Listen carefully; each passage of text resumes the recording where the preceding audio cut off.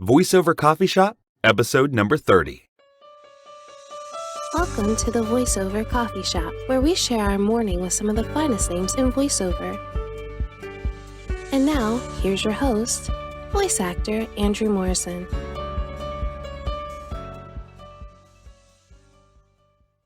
Hi there. My name is Andrew Morrison, and welcome to the Voiceover Coffee Shop, where we start our day with some of the finest names in voiceover. If you'd like to know more about me, feel free to visit my personal website at www.andrewdmorrison.com. In this episode, we have coffee with my dear friend, Andy Field. Andy has been the voice of tons of video games, from Paladins, Contagion, Avengers, Driven, and is likely most well known for his role as HandUnit in Five Nights at Freddy's sister location. In this episode, we talk about the voiceover hustle, the billion-dollar e-learning industry, statistical advantages of being early on video game auditions, and balancing voiceover and your personal life. What's up? Going on, Andy? How are you this morning? That's an awesome introduction. Tons of video games. That's funny.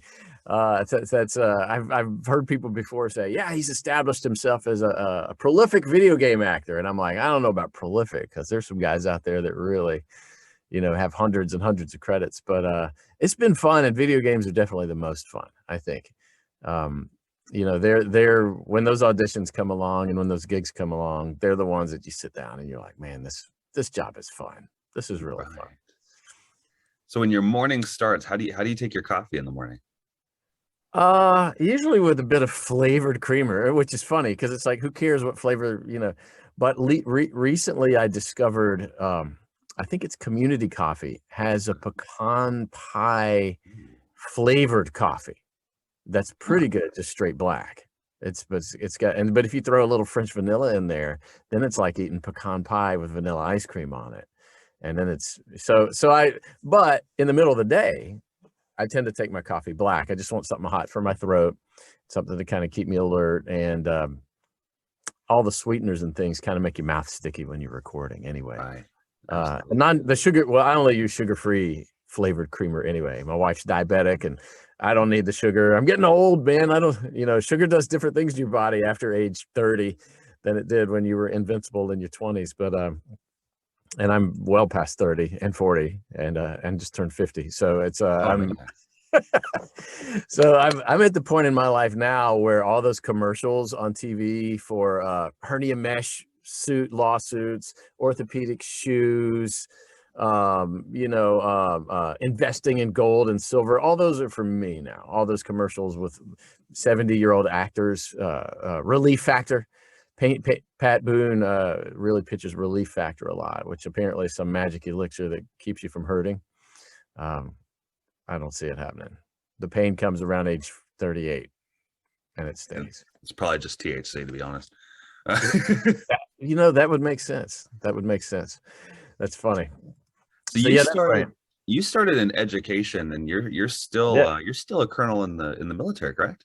So yeah, I got my bachelor's and master's degrees in elementary education. I was a middle school teacher for forever. I took some breaks and I taught in college and all that stuff.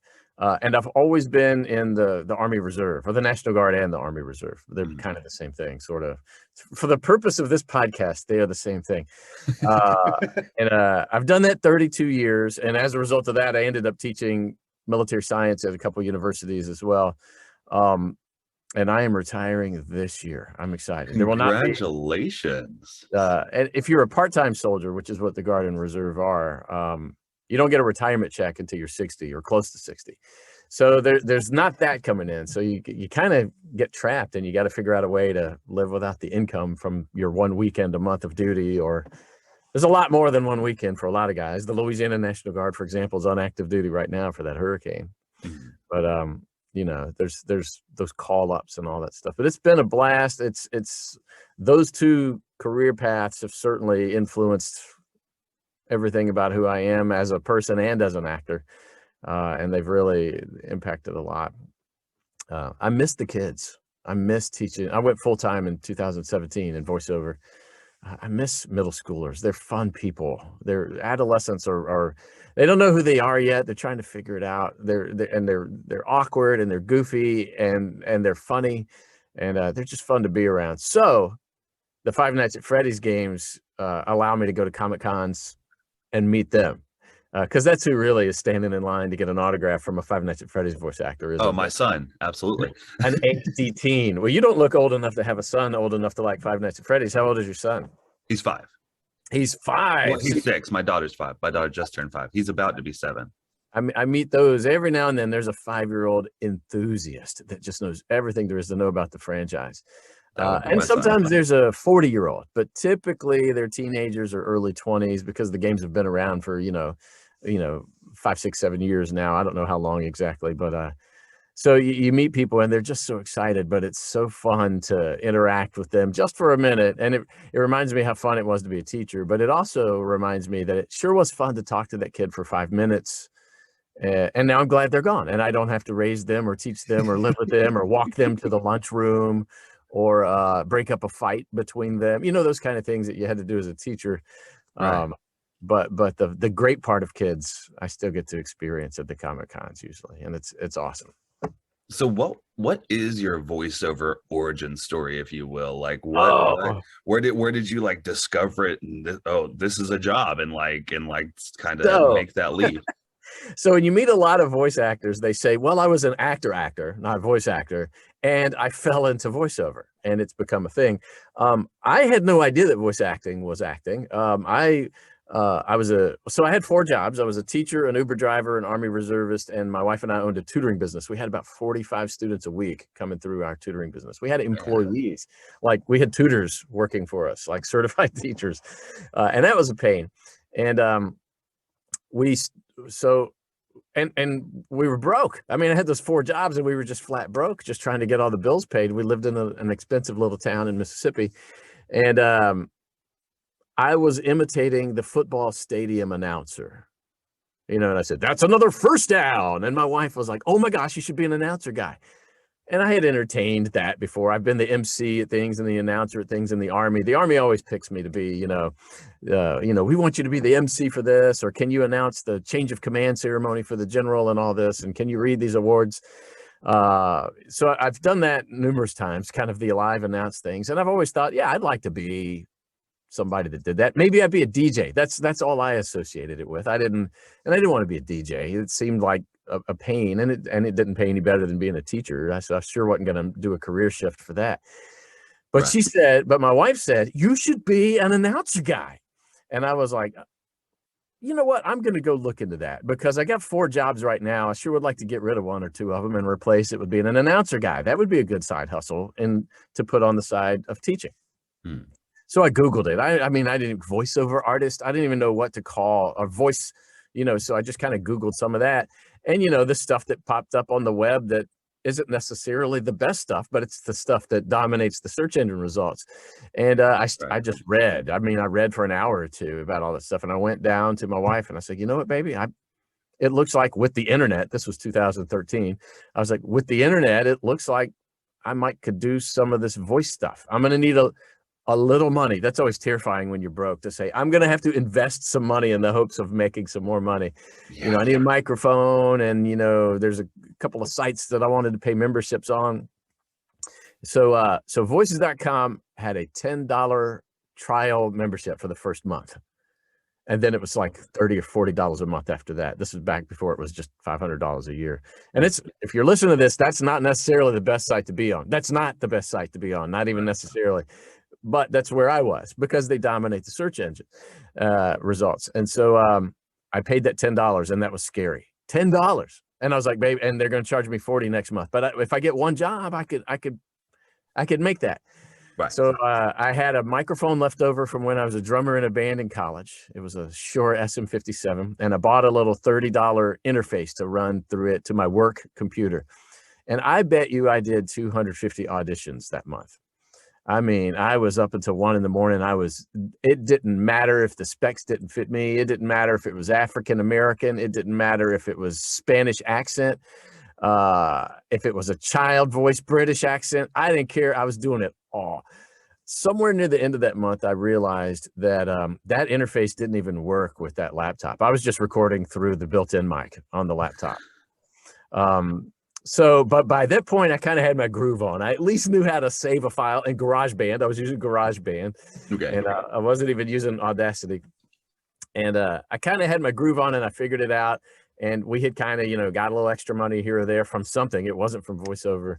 And I told my wife, you know what, baby, I'm gonna sell this interface, get it back. I'm gonna buy this cheap microphone. So I bought a little $150 USB mic, and I got going. No interface, and still didn't get much. It took another month or two. I was getting, a free thing here or there. Man, I voiced a Star Trek fan fiction that was so bad. Like, I am embarrassed to share it with anyone. Even then, I think I was at least in the top 2 voice actors out of the 20 that were on that thing. And I had never booked anything. It was clearly something made by this guy who made a Star Trek fan fiction so he could be the captain in his own fan fiction, because he was bad. And it was just, and of course, everybody in the thing was recording from home. So some of it sounded good. Some of it was overcompressed. Some of it sounded like they were in the bathroom. I mean, you just couldn't tell. And then I picked up something on Craigslist for $75 and here and there. And then finally I booked a $100 gig to be the zombie voices in the video game Contagion.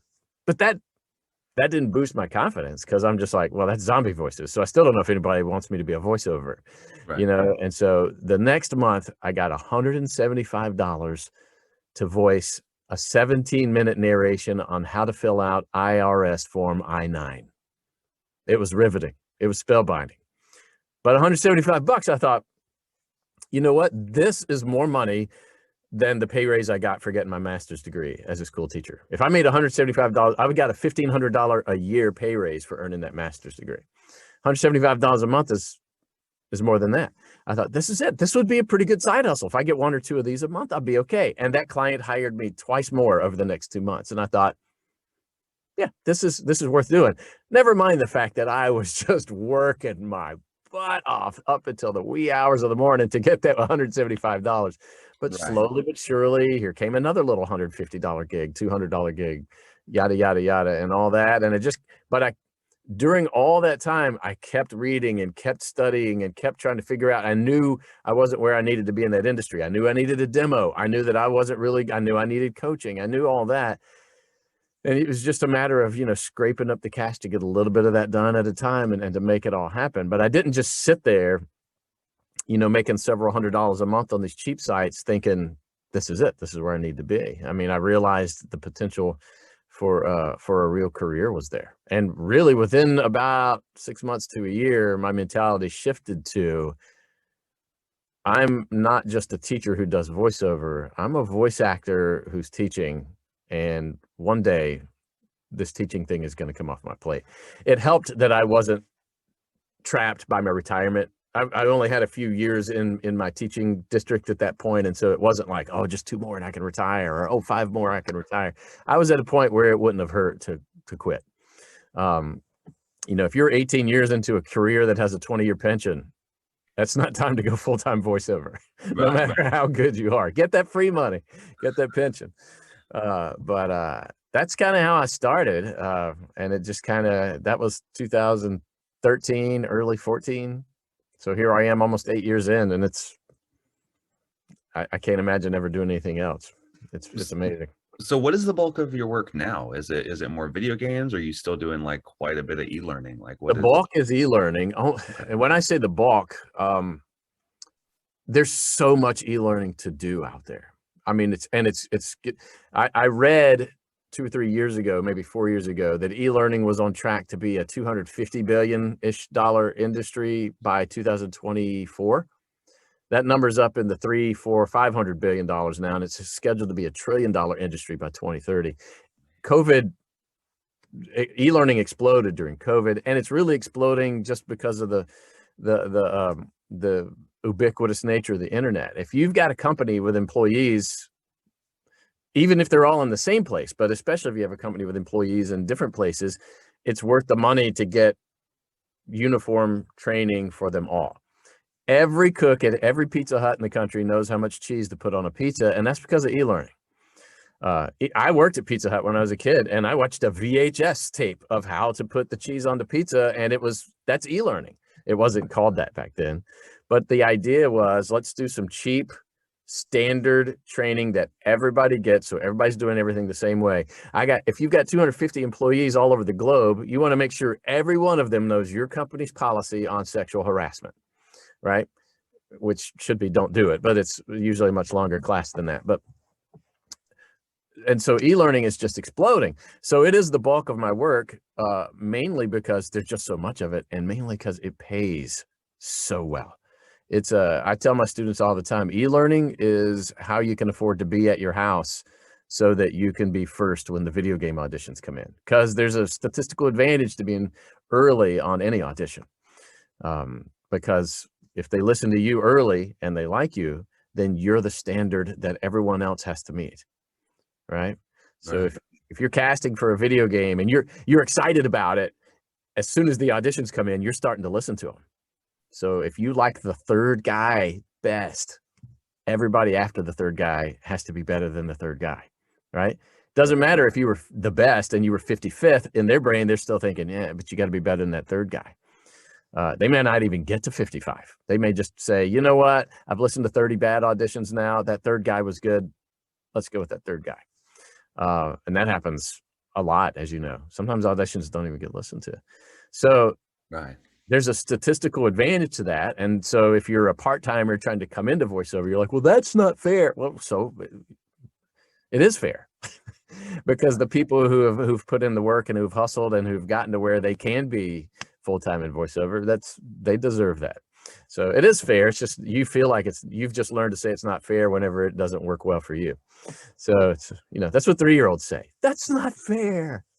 Yes, I had to tell my kids at one point, quit. You're not allowed to ever say fair again. Stop saying that. You don't even know what it means. Until you learn what it means, quit saying that's not fair. It's totally fair. You're punished because you did something bad. That's fair. That's 100% what fair means. So anyway, I'm rambling. No, it's fine. So going to the video game side of it, your probably most well-known role is HandUnit. Oh my gosh, yes. But what was the role where you saw that script and you read for it and it just kind of like resonated with you, where you were like, oh, this is me inside and out, where you just felt that character? It's funny. Nobody's ever even heard of it, but there was I got cast. There were some students doing a student film, and they had a budget, for voiceover. It wasn't much, but they had a budget for the characters. Usually, if you're majoring in production of animation or video games or film or whatever, you scrape up some money. Maybe your mom gives you some, or maybe you do a GoFundMe, or maybe your department grants some or whatever. But they had money for a voice actor, and it was a wizard who was trying to discover the secret to eternal life. It's the old story. There's a million stories of people searching for the fountain of youth, or the secret to youth, and all that. There's great Isaac Asimov science fiction stories that kind of focus on that too. And he had a little girl, and he was, so you had to be a dad and talk to the little girl, but you also had this obsession with finding the secret to eternal life. But his little girl had the power to see into the future. And she kept looking into the future, and every time he was dead. Every time he was dead. And this poor little girl didn't want to keep looking in the future and seeing her dad dead. But he was like making her do it because he needed to see if he had discovered the secret to eternal life. So it was this great character with such a great deep backstory on this guy. And it was a lot of fun. The animation turned out to be kind of crappy and, nothing like that. But the role itself, me just immersing myself into it and being an actor was really fun. And I get those every now and then. The fun ones are the ones that have either a cool character or they're funny. Sometimes a commercial is a fun script. If the character's good or if the dialogue is just funny. Oh yeah. I did a commercial that I really liked, and I share it with my students. Well, first I share the script with my students, and we all go over it and try to do it and all. But it was a commercial for Capriati's, which is a sandwich place up in the Northeast, I guess. We don't have them down here in the South. And was two guys on a mountaintop. The wind was howling, they were at death's door. They were about to die on this mountaintop. So of course their last thoughts drift to their favorite sandwiches at Capriati's. And so the whole conversation was about that. But the commercial was so rich with all the little things, the body language and the improving and the sounding like a regular guy and the digging into the backstory just for this sandwich commercial, that it was so rich in that it was really fun to do. And it's why I share it with my class. But what was really fun was that the directors had fun with it. They were like, hey, let me hear your idea on this. Can you just come up with a line that you think ought to go there? And you're like, yeah, I think I got something. And so what was it? It was like, I think the first line was like, oh my, I don't think we're gonna make it. And the wind's howling, and the other guy's like, oh, we're gonna die and all this. And so, I wish I could have had one more capastrami sandwich. And the other guy's like, oh my gosh, that's so good. And so I just improv the line, I know, right? And he goes, and they thought that line was so hilarious. I mean, I know, right? They thought that was exactly what that thing needed. They were like cutting the commercial down to get I know, right to fit in there, and it was little things like that. The other guy got to improv. I was in Mississippi. He was in New York. The producers were, I don't know, Vegas, I think. And it was just, those live ones are always so fun when there's other actors on there too. And you get to play off each other. They're always fun. Right. Are you still in Mississippi? I moved from Mississippi to El Paso, Texas with the Army. And then we sold our house and our kids all moved away because they're all grown. And we could go anywhere. And my wife said, I want to be near my parents for this season in life. They're getting old. They're not always going to be around. So we moved back to my hometown in Louisiana. It's 20,000 people, Natchitoches, Louisiana.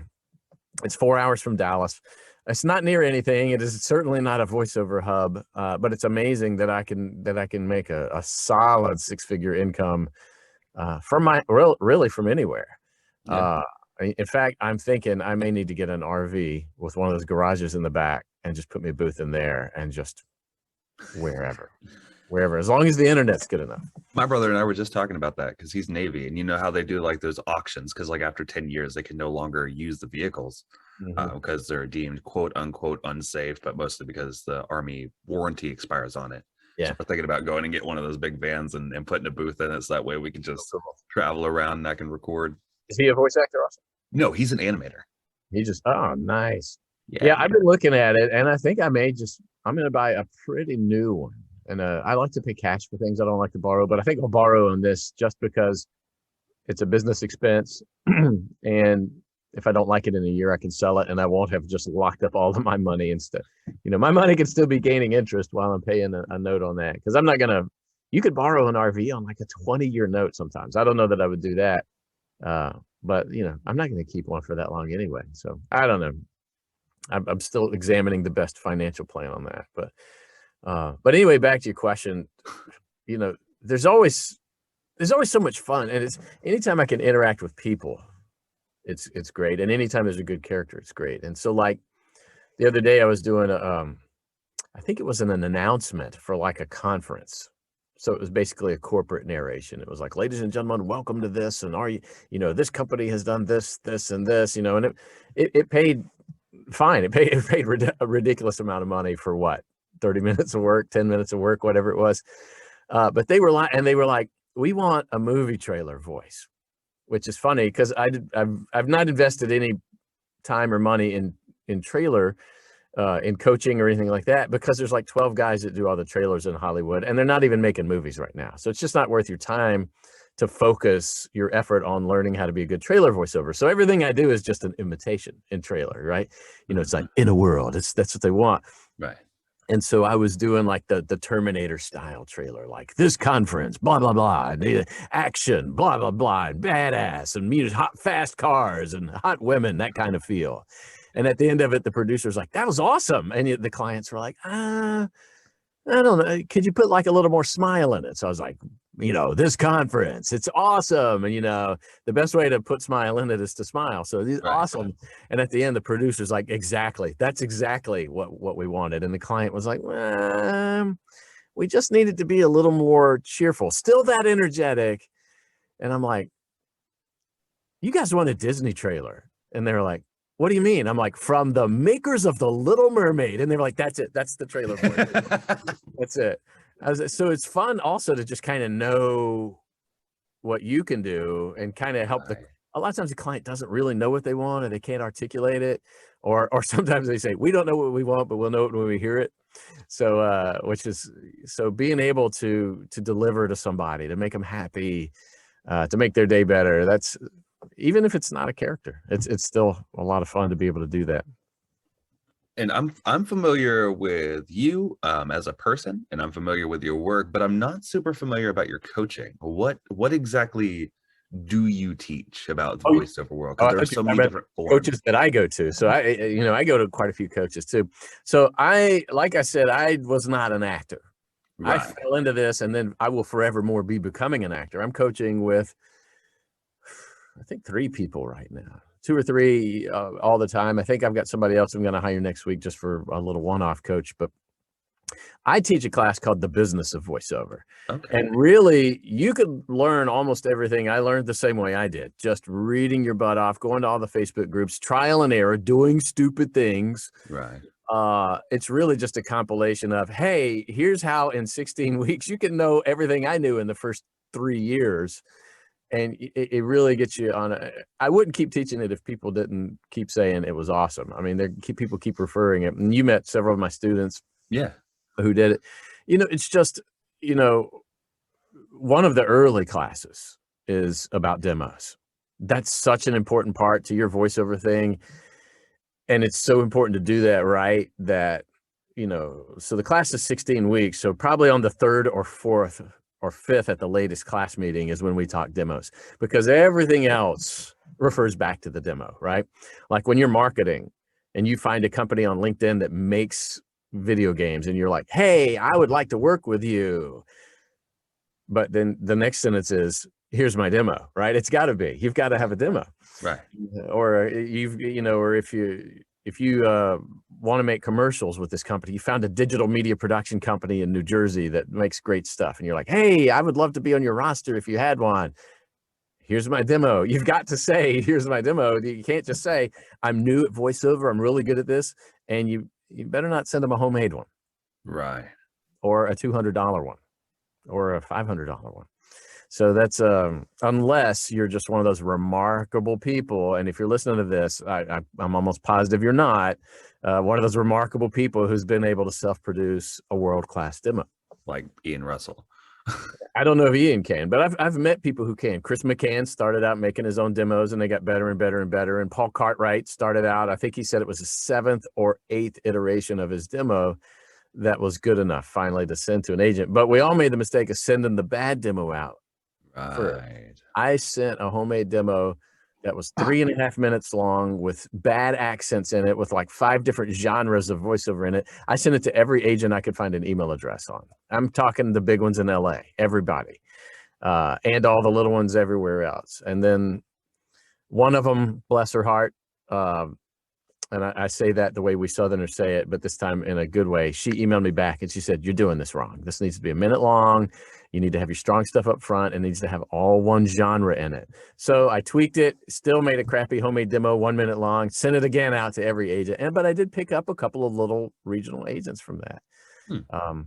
And then I ended up booking a $7,000 commercial my first year in voiceover. I thought that was normal. I thought I was going to get those all the time after that.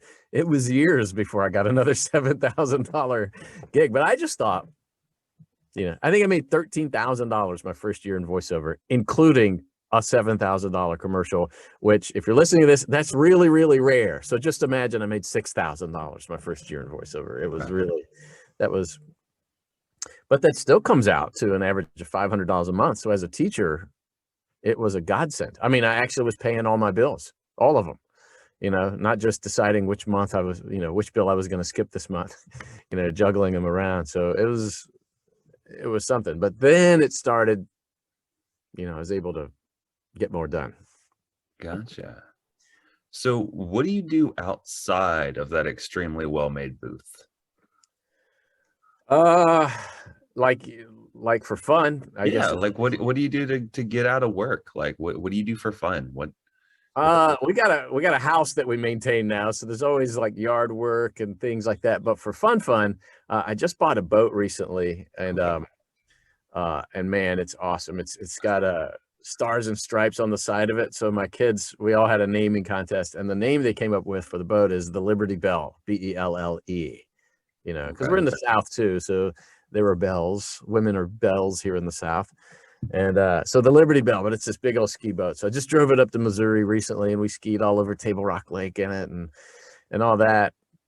So that's kind of my latest, but I kind of go through phases. You know, like right now I'm on this RV kick. I'm thinking I'm going to have to buy. In fact, when I bought the truck that was big enough to pull the boat, I kind of bought a truck that was going to be big enough to pull an RV. And so I'm already kind of, my wife doesn't know that's why I bought a truck so big, but that was what that was for. So I'm already kind of going on that. We spend a lot of time with family. My daughter's getting married in 3 weeks. So right now that is dominating our lives. Oh my gosh. And it's a destination wedding up in Arkansas. So it was having to, well, my wife's planning it, but having to assist her with planning and preparing and just getting ready for that. I mean, trust me, I'm not even mentioning an RV to my wife until after the wedding. But we're happy with that.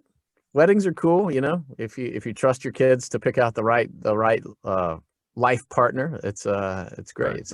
This young man's a good young man. We're happy to have him in the family. So it's going to be awesome. Awesome, man. So if you were to right now, current Andy Field, you were to write yourself a letter and send that back in time to when you started teaching, what would that letter say? When did I start teaching? In 98.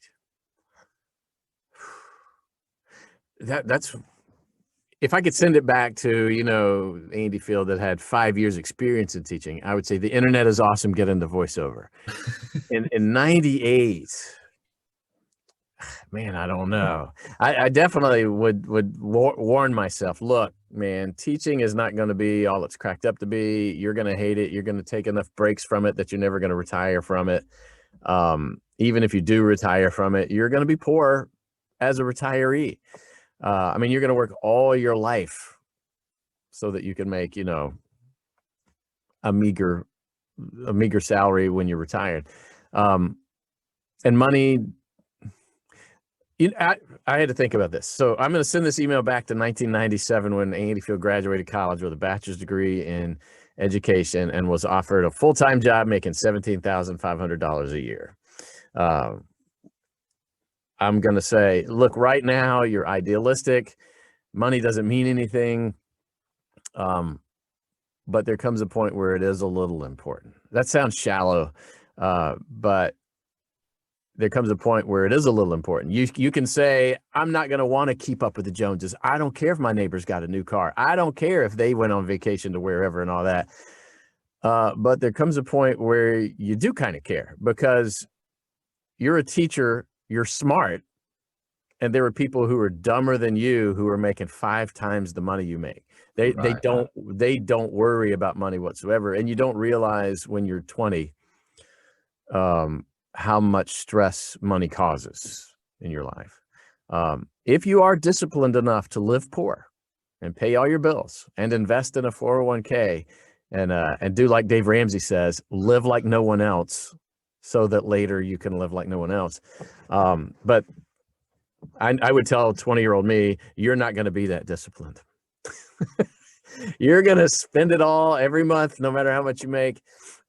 So, you know, I was idealistic and I thought, man, I'm going to love teaching. I'm going to be, I'm going to be a teacher one day and all this. And the other thing is, I would tell myself is you have no idea how hard that job is. When you're a teacher, you're trapped.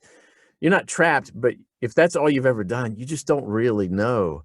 You don't have a moment for yourself. Like I talk to friends of mine, I've talked to a friend who's a banker. I'm like, you know how sometimes you sit at work and for a minute you just think about where you're going to go on vacation this year, or you think about something that you want to do, or maybe you think about a project you want to do, whether that's buying an old car and fixing it up, or you want to build a deck, or you want to, paint the bathroom or whatever. you don't get a minute to sit and think about that when you're a teacher. There's no thinking about that.